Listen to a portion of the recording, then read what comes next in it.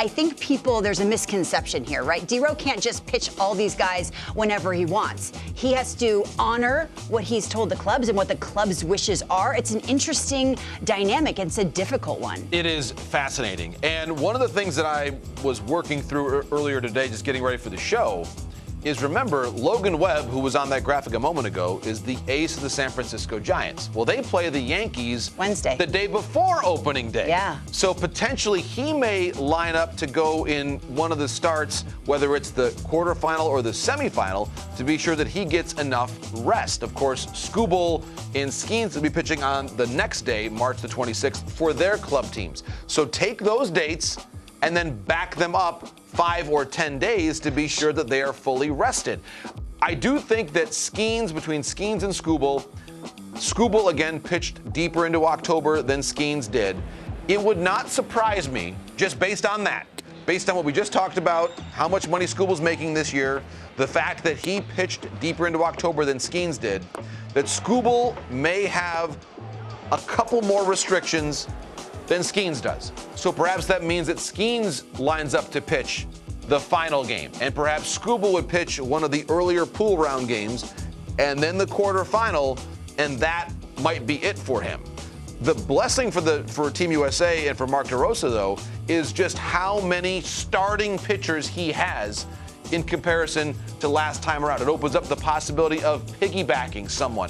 I look at Matthew Boyd as being someone who'd be a great valuable, guy, right? Very valuable. Maybe he is someone that backs up a Joe Ryan because you have the righty followed by a lefty. Sales said Clay Holmes. You've got Clay Holmes is still a starting pitcher. Michael Wacha, who was one of the last guys to be added, he is also a starting pitcher. Roughly half of the U.S. staff, Lauren, are starters, and the ability to cover multiple innings in the middle of the game and lessen the burden on the bullpen. That, I think, is one of the most important differences between the 23 roster and 26. D-Row has more starters capable of covering multiple innings, and let's not forget the future Hall of Famer, Clayton Kershaw, who is a free agent and totally unrestricted. So if there is a game where Team USA is up or down by a lot of runs, put Kershaw in there. He can soak up more innings than anyone else on the staff. I love what he said. 18 years in Dodger blue, one of the best to ever do it. He said, whatever you need me for. Whatever you need. I'm just here.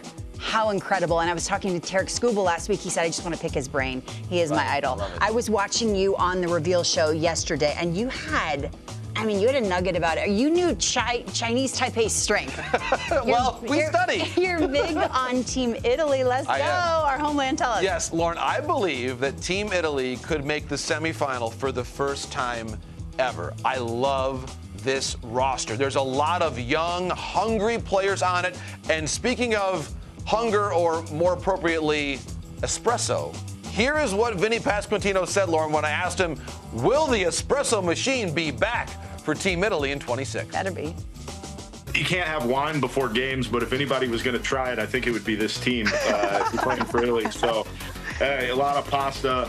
I know we've got some team dinners planned when we meet up in Arizona, then when we get out to Houston. So, yeah, if the espresso doesn't make it back, that was kind of a deal breaker for me. If the espresso doesn't come back, then I don't come back.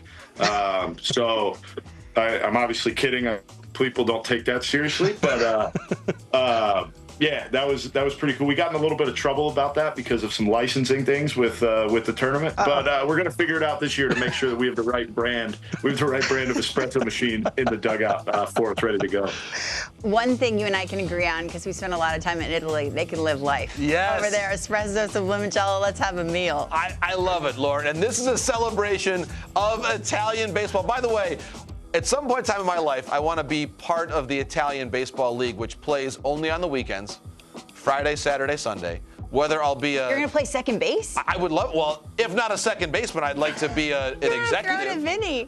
Maybe the vice commissioner. I don't know. But at some point in my life, Lauren, and by the way, one of my favorite things about the Italian Baseball League is a true story.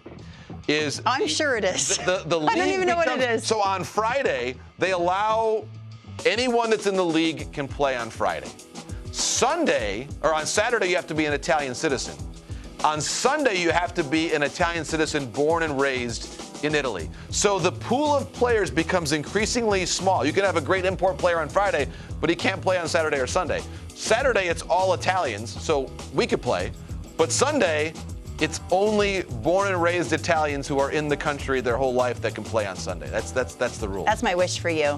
And if you're going to play on that team, you got to get some cologne, honey. you gotta have the out. But I love that Pasquantino says, that Vinny says, that the espresso machine, il capitano, ho detto che la macchina di espresso è più importante. So we had to have it for the team. So Vinny's now playing. And I'm telling you, the players on this team, Lauren, we've got a lot of young and hungry players. O fame, Italiano. It's going to be a lot of fun to watch this group play. Andrew Fisher, by the way, not an Italian name, but an up-and-coming prospect playing third base. I was told Andrew Fisher went and had a trip to Italy this wintertime to fully immerse himself in the culture. And my favorite detail, Jacob Marcy playing center field. He'll wear numero 5. Number 5. Joe DiMaggio's number. Joe DiMaggio's number. So you've got also my number. Also Lawrence. Jacob Marcy actually said, "I'll take 5," yeah. but it's in honor of Joe DiMaggio and the great Lawrence Shahadi. I was all district. All baby. district, Northern Virginia. I don't tell you just that. a couple years ago. Leading the league in information.